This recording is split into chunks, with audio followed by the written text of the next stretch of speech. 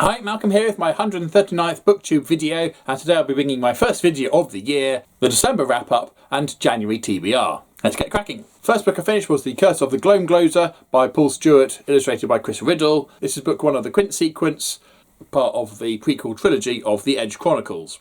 Next we see a young Quint being apprenticed to the Most High Academe of Satrafax, and then a whole load of not really much going on for a long time. Well, about 2/3 of the way into the book, we finally get a plot develop. His new master has a secret. He finally finds out what it is. The clue's in the front cover here. And thus begins the saga of the Edge Chronicles. As with the rest of the series, the story is full of imaginative creatures, weird names, wonderful illustrations by Chris Riddle. But I felt the story was let down by not really having an awful lot in it for the majority of it. My son liked it though. I read it to him. We're on to book 2 now, so can't be all bad. I'd say worth reading to somebody else. The next book I finished reading to somebody else was My Non-Identical Twin by Evie Meg, also known as This Trippy Hippie on social media, subtitled What I'd Like You to Know About Living with Tourette's. Basically, it's an autobiographical summary of Evie's life up to this point. Early childhood, friends, family, pets, hobbies. Now, all the things that actually define her as a person. Oh, and she also has some other issues as well. Tourette's being one of them. So a nice blend of reminding the reader that Evie is not just a Tourette's sufferer, she's a person in her own right, but also with lots of helpful advice about living with Tourette's yourself or being around other people with Tourette's or other mental health conditions. Very easy to read. I'd say it doesn't really tell you much that anyone who follows Evie on social media for any length of time wouldn't have found out anyway, but it's nice to have it all in one place. And I also found it insightful for my own particular needs. Booktastic. And then I read Star Wars Maul Lockdown by Joe Scriber. Set during the time when Darth Plagueis is still alive, so Maul can't officially be known as Darth Maul yet, although he is pretty much Darth Maul in all but name only. And in this one he goes to a special prison, undercover obviously, to do a thing. And this prison matches up inmates to fight it out to the death, the outcome of which is bet on. And there's a few other things going on as well. This is the third Joe Scriber Star Wars book I've read, so I knew to expect a more visceral, violent, gritty account of the Star Wars universe, and he didn't let me down for this one. Okay, for the first time there's no zombies, but this was an enjoyable read nonetheless. This was my book of the month, but having only read 4 books during December, there's no point doing an individual video for that. I really enjoyed it, the twists and turns, some I saw coming, some I didn't. And although sometimes when you have a whole bunch of bad people together, it's hard to find someone to root for. Let's face it, Maul's not exactly a nice guy. And because we didn't really know what he was actually trying to do for most of the story, that could have counted against caring about what he was doing. I found him an engaging character. The story worked anyway. Booktastic. And then finally I read Star Wars, the Corellian Trilogy Book 1, Ambush at Corellia by Roger McBride Allen.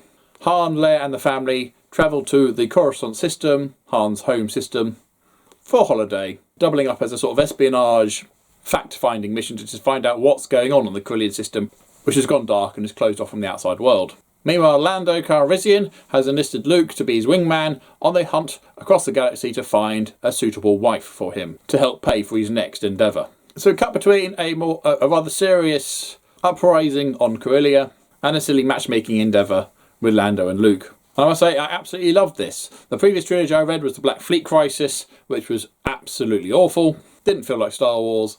Story was just awful. Characters were terrible. I won't talk about this book. So this was a real refreshing change. I would say probably the best trilogy I've read so far since the Thrawn trilogy by Timothy Zahn. It feels like Star Wars is supposed to feel. All the characters feel like who they claim to be. And everyone feels like they need to be there. And quite a lot of stories, the whole gang are thrown into the next adventure. And some are there just because they are known from the film and we got their face on the front cover. But there's no logical reason for them to be there and they add nothing to the story. Not true for this one. Everyone has a place, everyone has a purpose. No one feels redundant at any time. A really strong start to the trilogy. Booktastic. So then my planned reading for January. Bearing in mind it's the 20th of January today, so some of these books I would have read by now. So first up is my book of the month, Space Captain Smith by Toby Frost. Book one of the Isambard Smith Chronicles. We were in Waterstones just after Christmas, spending Waterstone vouchers, and I spotted this on the shelf. I'd already picked up a pile of books, but this caught my eye, and read the blurb, added it to the pile. Promises to have the British sense of humour that I enjoy. And once I've read that, I'll then move on to books 2 and 3 of the Quillian Trilogy, Assault at Salonia and Showdown at Centrepoint, also by Roger McBride Allen. As you can see by my bookmark, I'm already halfway through book 3, but this is my plan to read, so I plan to read those. And then when I finish those, it's Doctor Who, The Way Through the Woods by Una McCormack, featuring the 11th Doctor, Rory and Amy. There's something else in the woods, people go missing, the Doctor investigates, particularly as Rory's vanished. There's a picture of a wolf on the cover, don't know if that's a clue, but we'll see. And if I get through all that, try and read some more short stories from the Mammoth Book of Best New SF18. Humongous tome this one is. I've already read a chunk of stories, some are great, some not so good, but want to crack on with that. I've also got 4 more Asterix books to read. This is our entire collection. We haven't got all the more recent books, but this is what we got, so I've got these to read. And if I do that, I'll then move on to the adventures of Tintin, starting with the not at all controversial Tintin in the Congo, now in English.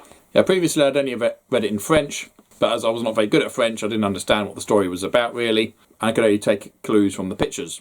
I've already read most of the series, so these are mostly rereads. I'll say this one's in English for the first time.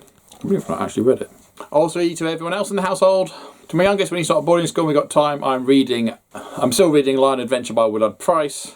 That's really not progressing very much at the moment. To my youngest, we've moved on to book Shaw of the Quint Sequence, The Winter Nights, also by Paul Stewart and illustrated by Chris Riddle. So playing our way through that.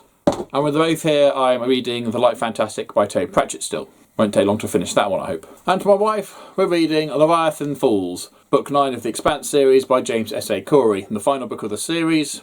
There is another book coming out soon, Memories Legion, but that's more of a collection of the short stories that they've released in e-form that fit between the books. So looking forward to that. And we're nearly halfway through. Highly recommend this, as well as the TV show. And I'm also reading The Walking Dead, The Fall of the Governor Part 2 by J. Bernard Singer and Robert Kirkman. But that's only while I'm boiling the kettle. It took me about a year to read the previous book, so don't expect that to be finished anytime soon. So there we go, I've read some of them already. You have to wait until next month to find out which ones. So if you've read any of the Star Wars books, are there any that you found as a good standout from the rest of the series? I'm talking about proper Star Wars, by the way, not the stuff that ties into the Disney rubbish. The books may be good, but the films are awful, so just not interested really. I have pretty much all of them on these 3 shelves. Thanks for watching. Comments down below, please. But as usual, if you have nothing nice to say, then please keep it to yourself. Thank you. And until next time, see you later.